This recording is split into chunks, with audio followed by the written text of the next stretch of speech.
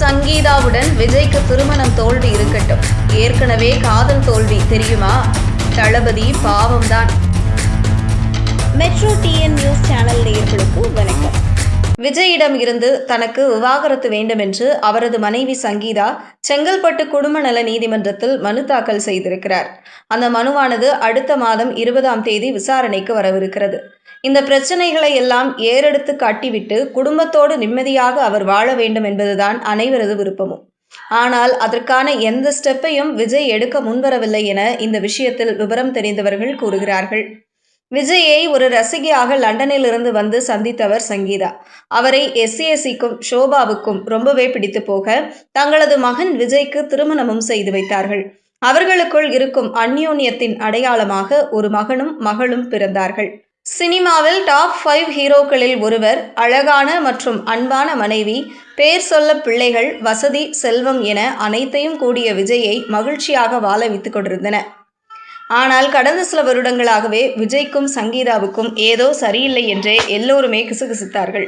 அவர்களது வாய்க்கு அவல் போடும்படி சங்கீதாவும் கடந்த 5 வருடங்களில் விஜய் தொடர்பான எந்த நிகழ்ச்சியிலும் தலை காட்டவில்லை. எனவே அவர்களுக்குள் பிரச்சனை என்பது உறுதிதான். எப்போது வெளியே வருமோ என அஞ்சிக் கொண்டிருந்தார்கள்.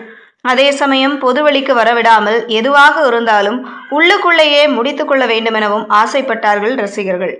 ஆனால் யாரும் எதிர்பார்க்காத வகையில் சங்கீதா செங்கல்பட்டு குடும்ப நல நீதிமன்றத்தில் விவாகரத்து மனுவை தாக்கல் செய்தார்.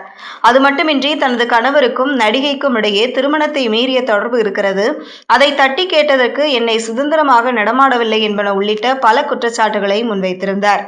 ஏப்ரல் 20ஆம் தேதி இந்த வழக்கானது விசாரணைக்கு வருகிறது. இதற்கிடையே த்ரிஷாவுடன் ஜோடி போட்டு விஜய் வந்து பரபரப்பை கூட்டினார். சங்கீதாவின் விவாகரத்து மனு மற்றும் குற்றச்சாட்டை தாங்க முடியாமல் பொறுமினர் தாவேக்கவினர். அப்படிப்பட்ட நிலைமையில் த்ரிஷாவுடன் வேறு ஜோடியாக வந்தது வெந்த புண்ணில் வேல் பாய்ச்சுவது போல் அமைந்துவிட்டது.